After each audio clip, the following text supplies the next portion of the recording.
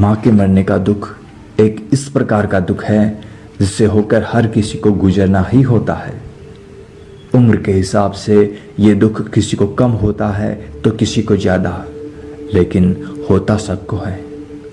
इसलिए इस सर्वव्यापी दुख से उबरने के लिए प्रभु श्री हरि की इच्छा और प्रेरणा से मैं यह वीडियो लेकर आया हूँ आप सबके लिए।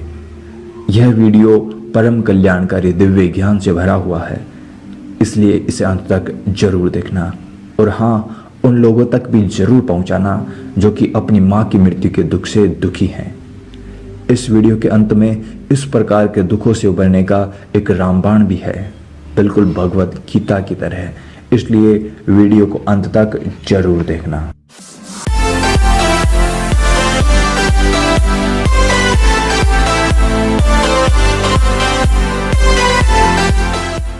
नमस्कार हरि भक्तों, जय श्री हरि।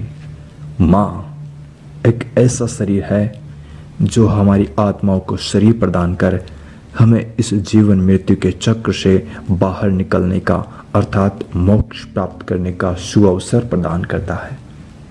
हमें इस लक्ष्य को हमेशा याद रखना चाहिए, चाहे धरती फटे या आसमान गिरे, चाहे गोली चले या बम गिरे, चाहे नौकरी लगे या ना लगे, चाहे प्यार मिले या ना मिले, चाहे गरीबी मिले या अमीरी मिले, चाहे कोरोना हो या कैंसर हो, चाहे परीक्षा में फेल हो या पास हो, चाहे इज्जत मिले या बेइज्जत हो, चाहे भूख लगे या प्यास लगे, चाहे मिलन हो या वियोग हो, चाहे सुहागिन बनो या विधवा बनो, चाहे पुत्र मरे या पुत्री मरे, चाहे भाई मरे या बहन मरे, चाहे माँ मरे या बाप मरे, चाहे दुख मिले या सुख मिले, अर्थात चाहे कुछ भी हो जाए, हमें ये बात कभी नहीं भूलनी चाहिए कि हमारा लक्ष्य केवल और केवल मोक्ष प्राप्त करना है, बस।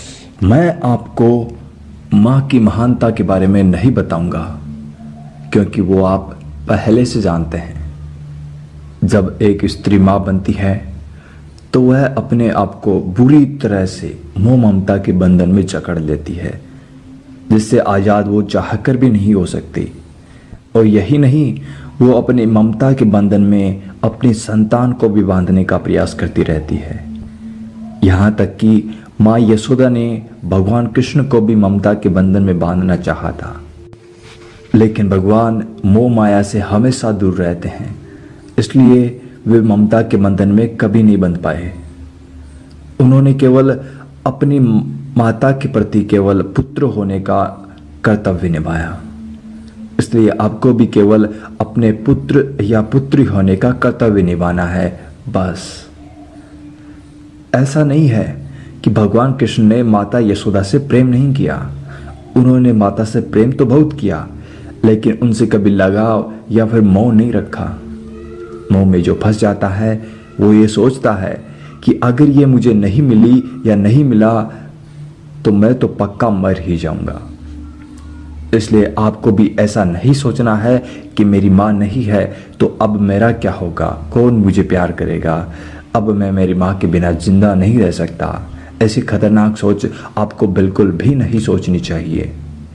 ऐसी सोच ना आए, इसका भी एक उपाय है, और वो ये है कि किसी पर भी निर्भर मत रहो, किसी से भी कोई उम्मीद मत रखो, ना अपेक्षा नो उपेक्षा। आप ये मत सोचो कि वो मुझे प्यार करे या वो मुझे प्यार नहीं करता, या फिर आपको प्यार करने वाला अब इस दुनिया में नहीं है, तो अब आपको कौन प्यार करेगा। आप तो प्यार की किसी से उम्मीद रखो ही मत। अगर कोई आपको प्यार करता है तो अच्छी बात है, नहीं करता है तो भी अच्छी बात है। आपको केवल अपने प्रभु से प्रेम करना है, उन्हीं से मतलब रखना है, बस। आपको किसी भी सांसारिक वस्तु या व्यक्ति से लगाव नहीं रखना है, क्योंकि सांसारिक वस्तु या व्यक्ति हमेशा आपके साथ नहीं रह सकता, और जब वो आपसे बिछड़ जाता है तो बहुत दुख होता है। आप जिसे माँ कहकर पुकार रहे हो वो वास्तव में आपकी माँ है ही नहीं, उसका तो केवल शरीर आपके शरीर की माँ है, बस। और आप शरीर थोड़े ना हो, आप तो केवल आत्मा हो, और आत्मा का ना कोई माँ होता है ना कोई बाप। उसका संबंध तो केवल परमात्मा से होता है और किसी से भी नहीं। अगर आपकी माँ की आत्मा किसी दूसरे शरीर में आकर आपके सामने आ जाए, जैसे सांप या छिपकली, तो आप उसे पहचान ही नहीं पाएंगे।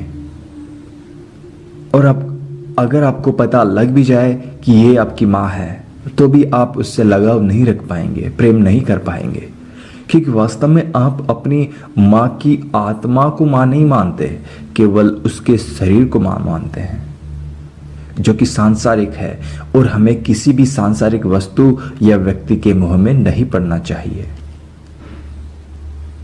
मरने के बाद आपकी माँ की आत्मा ना आपको पहचानती है और ना ही आपसे कोई संबंध रखने की इच्छा रखती है, क्योंकि वो जानती है कि ये सब सांसारिक था और अब मैं असंसारिक अर्थात अलौकिक हूं। मेरा इस संसार के प्राणियों और रिश्तों से कोई संबंध नहीं है। तो मरने के बाद जब आपकी माँ ही आपसे संबंध नहीं रखना चाहती है, तो आप क्यों फालतू उसके वियोग में आंसू बहा रहे हो?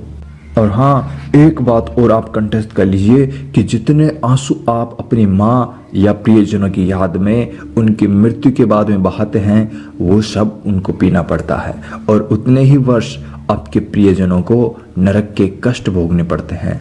इसलिए कभी भी किसी की भी मौत पर मत रोवो। उनकी मृत्यु पर जो लोग रो रहे हैं, उनको भी ऐसा करने से रोको। आप लोगों को रोने की बजाय भगवान विष्णु के भजन गाने चाहिए। केवल उसी से आपका और आपकी माँ की आत्मा का कल्याण हो सकता है।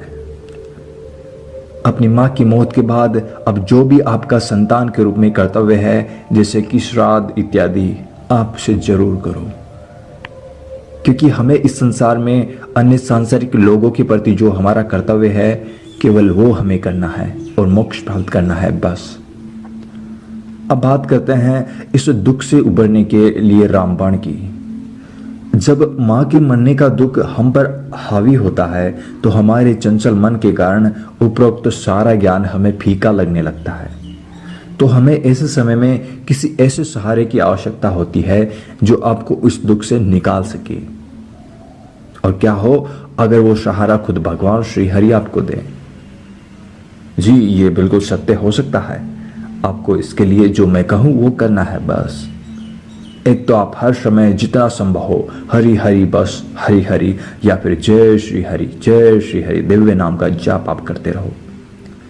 दूसरा, हर शाम या सप्ताह में 2-3 बार कम से कम एक चमत्कारी भजन जिसका नाम है श्रीमन नारायण नारायण हरि हरि को कानों में हेडफोन लगाकर सुने और उसी के साथ उसके हर एक शब्द को दोहराते रहें, बिल्कुल आंख बंद करके ध्यान अवस्था में। और हाँ, इस भजन के शब्द आपको मुंह से उच्चारण करने जरूरी हैं, मन में नहीं, क्योंकि प्रभाव उच्चारण करने से ही होगा। और अगर आपको ज्यादा दुख है तो 2-3 बार इस भजन को सुने और दोहराए। गारंटी से आपका दुखी और अशांत मन शांत हो जाएगा। एक और नशीला भजन है जिसे आप कभी भी कहीं भी सुन सकते हैं, दोहरा सकते हैं। ये भी आपको आपके दुख को कम करने में मदद करेगा। जब आपका उदास मन सैड सॉन्ग सुनने का करे तो उसकी जगह ये भजन सुने, सैड सॉन्ग की जरूरत ही नहीं पड़ेगी। नाम है जिसका हरे रामा राम रामा हरे हरे। इन दोनों भजनों की लिंक आपको वीडियो के विवरण बॉक्स में मिल जाएगी। आप प्रभु श्री हरि के शरणागत हो जाओ। आप उनसे कहो कि अब आप ही मेरी माँ हो, अब आपको ही मेरा ध्यान रखना है। मेरा यकीन करो, वो आपकी ये इच्छा अपरोक्ष रूप से जरूर पूरी करेंगे। और हाँ, अगर आप मेरे वीडियोस को देखते हो और मेरे सब्सक्राइबर हो तो ये आपको अवश्य पता होगा कि हम भगवान के बनाए हुए एक दिव्य खेल में रहते हैं। इसलिए किसी भी व्यक्ति या वस्तु को सीरियस लेने की जरूरत नहीं है, because it is just a game. यह केवल एक खेल है, बस। अगर मेरे ये तरीके आपके दुख को कम कर देते हैं या मिटा देते हैं तो कृपया करके कमेंट बॉक्स में जरूर लिखें, ताकि अन्य लोगों को भी ये तरीके अपनाने का प्रोत्साहन मिल सके। मैं इस विषय पर एक वीडियो और बनाऊंगा। जय श्री हरि। ऐसे ही आने वाले और रोचक तथा परम कल्याणकारी वीडियोस देखने के लिए सब्सक्राइब कीजिए हमारे YouTube चैनल एक हरि भक्त को अभी।